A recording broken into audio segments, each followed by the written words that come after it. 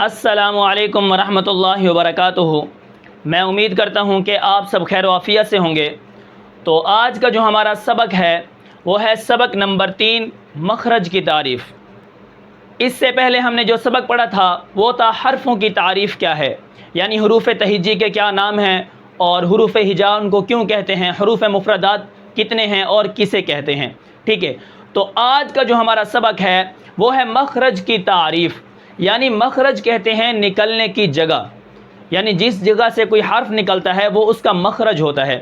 اب مثال کے طور پر آپ جیسے ایئرپورٹ کے اندر جاتے ہیں، وہاں پر دیکھتے ہیں لکھا ہوتا ہے خروج، یعنی نکل جاؤ، مخرج یعنی نکلنے کی جگہ ہوتی ہے۔ اب یہاں سے ہم کیا مراد لیں گے؟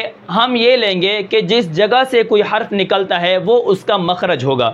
ٹھیک ہے، یہ مخرج کی تعریف ہے مختصر۔ اس کے بعد یہاں پر دیکھیں، اب یہاں پر نمبر 1 پر کیا ہے؟ وَهُوَ مَوْضِعُ خُرُوجِ الْحَرْفِ أَيْ حَيِّزٌ مُؤَلِّدٌ لِلْحَرْف، یعنی کیا مطلب؟ یعنی اب یہاں پر دیکھیں اس کا ترجمہ کیا ہے، یعنی منہ کے اندر موقع میں وہ خاص موقع و مقام جہاں سے حرف کی ذات صحیح طور پر اور پوری مقدار میں ادا ہوتی ہے۔ ٹھیک ہے، یہاں پر کیا ہے اس کا ترجمہ؟ یعنی مخرج کے موقع میں سے وہ خاص موقع و مقام جہاں سے حرف کی ذات صحیح طور پر اور پوری طرح مقدار کے اندر سے نکلتی ہے، وہ کیا ہیں؟ وہ 5 ہیں۔ نمبر 1 یہاں پر دیکھیں، اب جیسے حلق ہے، اب حلق کے اندر کیا ہوتا ہے؟ 6 حرف ہیں، ان کی ذات بھی وہاں پر پوری ہے اور اس کی مقدار بھی پوری ہے۔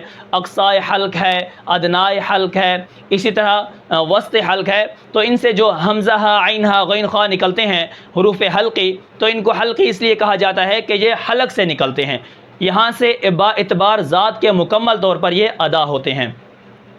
اس کے بعد نمبر 2 پر ہے لسان، یعنی زبان۔ اب زبان جب لگے گی دانتوں کے ساتھ، اسی طرح مسوڑوں کے ساتھ لگے گی، یا اسی طرح حرفوں کے جو دانت کے مسوڑے ہیں اگر وہاں پر لگے گی زبان یعنی لسان، تو وہاں سے بھی کیا ہے؟ مخرج نکلتے ہیں۔ ٹھیک ہے، اور یہ کیا ہے؟ بہت سارے یہاں سے حروف بھی نکلتے ہیں۔ اس کے بعد یہاں پر ہے شفتین، یعنی دونوں ہونٹوں کو ملانا، دونوں ہونٹ ہیں۔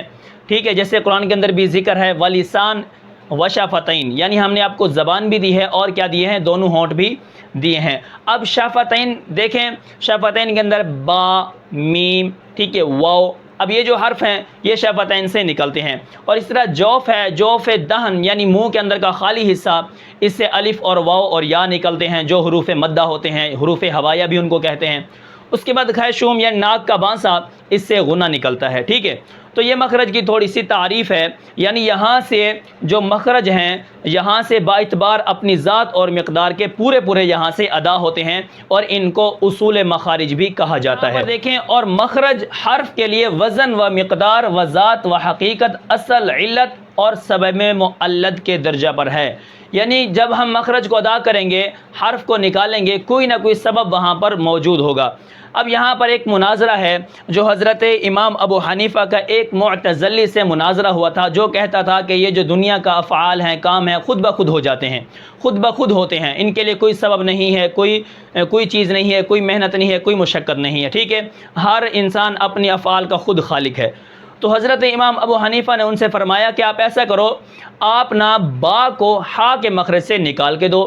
ٹھیک ہے، اگر ہر کوئی اپنے افعال پر خالق ہے تو آپ ایسا کرو، یہ جو ہا ہے، یہ جو با ہے، اس کو ہا یہاں سے نکال کے دو، تو میں پھر آپ کو مانوں کہ ہاں بھئی ہر کوئی اپنے افعال کا خالق ہے۔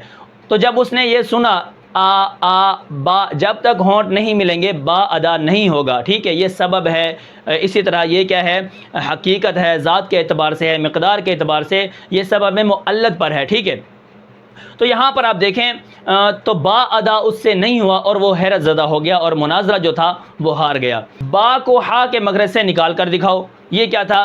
اصل بات یہ تھی کہ آپ ایک حرف کو دوسرے حرف سے جب نکالو گے تو یہ ذات اور اعتبار کے لحاظ سے غلط ہو جائے گا۔ ٹھیک ہے، ادا بھی نہیں ہوگا۔ اب اس کے بعد کیا ہے؟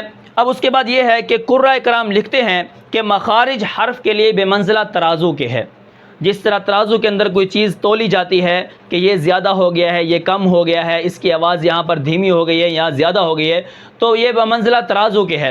کیا مطلب؟ یعنی حرفوں کی ذات کا تعین یہاں سے معلوم ہوتا ہے کہ اگر آپ کیا ہیں مخرج کے اندر ضاد کو اسی طرح ضاد کا جو مخرج ہے آپ اس کو لام کے مخرج سے ادا کریں یا دال کے مخرج ولا اللہ، تو یہاں پر آپ دیکھیں یہاں پر حرف کی ذات کیا ہے ختم ہو جائے گی۔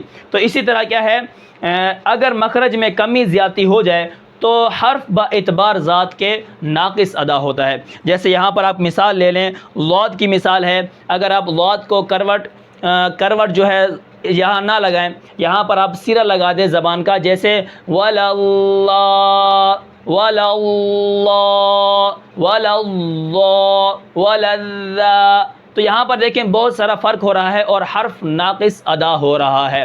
اس کے بعد آپ رال کو کیا ہے رال نیچے والے سے ادا کریں یا اوپر سے ادا کریں یا کہیں اور زبان کو لگا لیں، تو یہاں پر آپ دیکھیں زا لا رال لو، تو یہ آپس میں کیا ہے ان کی جو آواز ہے وہ ناقص ادا ہوگی، تو اس سے حرفوں کی ذات کا تعین بھی معلوم ہوتا ہے مخارج سے۔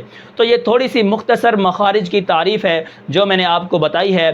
تو میں امید کرتا ہوں کہ آپ کو یہ سبق سمجھ آیا ہوگا جس کے اندر میں نے آپ کو مختصر مخارج کی تعریف بتائی ہے، اور انشاءاللہ مخارج کی تعداد کیا ہے اور اسی طرح مخارج کی قسمیں کتنی ہیں وہ انشاءاللہ ہم آئندہ پڑھ لیں گے۔ تو میں امید کرتا ہوں کہ آپ کو یہ سبق سمجھ آیا ہوگا۔ پھر ملتے ہیں انشاءاللہ اگلے سبق میں، تب تک کے لیے مجھے اجازت دیجیے، اللہ حافظ۔